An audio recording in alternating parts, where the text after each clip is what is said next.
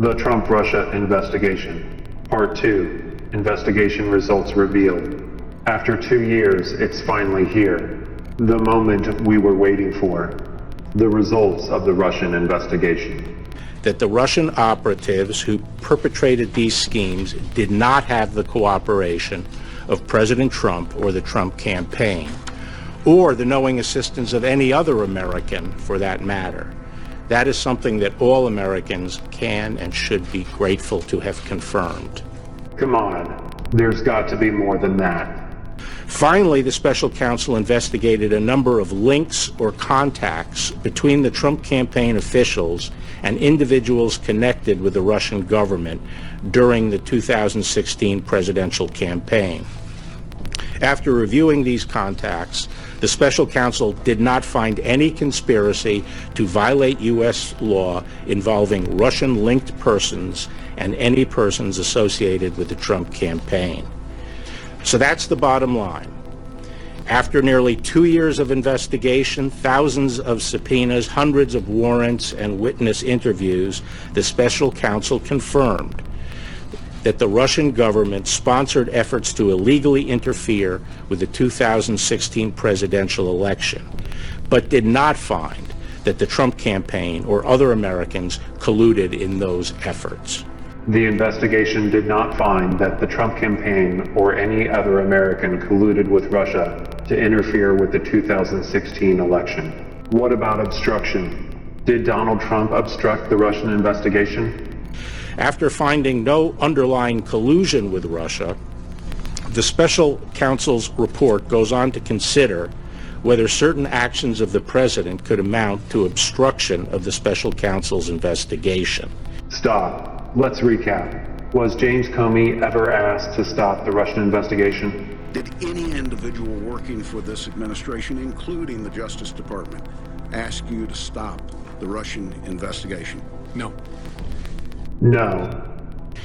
As I addressed in my March 24th letter, the special counsel did not make a traditional prosecutorial judgment regarding this allegation.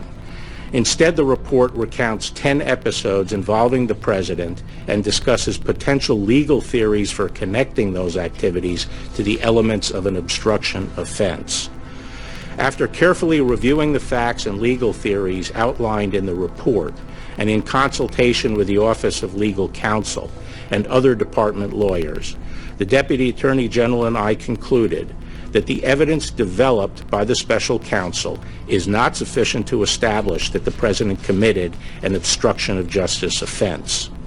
Although the Deputy Attorney General and I disagreed with some of the special counsel's legal theories and felt that some of the episodes examined did not amount to obstruction as a matter of law, we did not rely solely on that in making our decision. Instead, we accepted the special counsel's legal framework for purposes of our analysis and evaluated the evidence as presented by the special counsel in reaching our conclusions.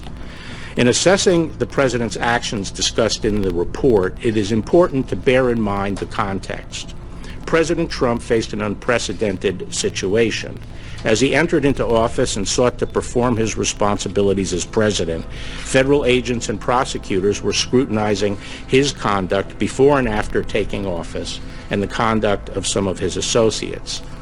At the same time, there was relentless speculation in the news media about the president's personal culpability.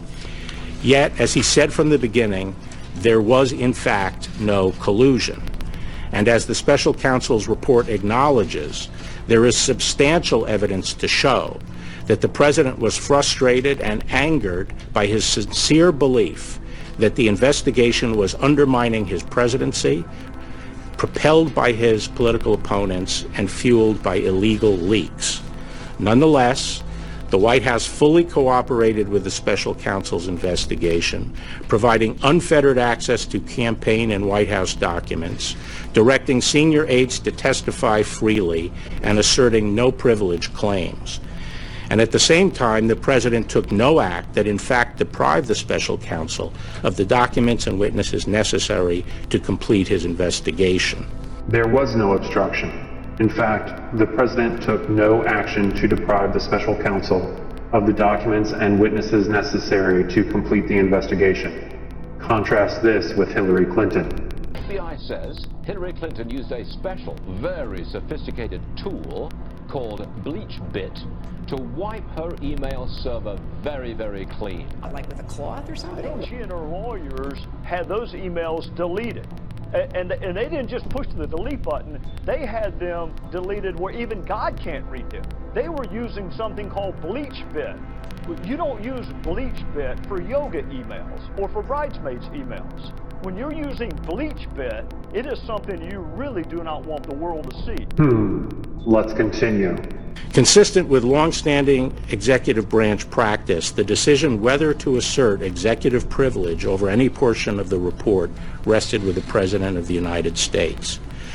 Because the White House had voluntarily cooperated with the special counsel, significant portions of the report contained material over which the President could have asserted privilege, and he would have been well within his rights to do so. The White House counsel requested the opportunity to review the redacted version of the report in order to advise the President on the potential invocation of privilege, which is consistent with long-standing practice. Following that review, the President confirmed that in the interest of transparency and full disclosure to the American people, he would not assert privilege over the special counsel's report. Accordingly, the public report I am releasing today contains redactions only for the 4 categories that I previously outlined, and no material has been redacted based on executive privilege. So, the President was within his right to exert executive privilege. However, in the interest of transparency and full disclosure to the American people, he did not use executive privilege to omit anything from the report. What is in the report that was released to the public? Stay tuned for part 3. What's in the report?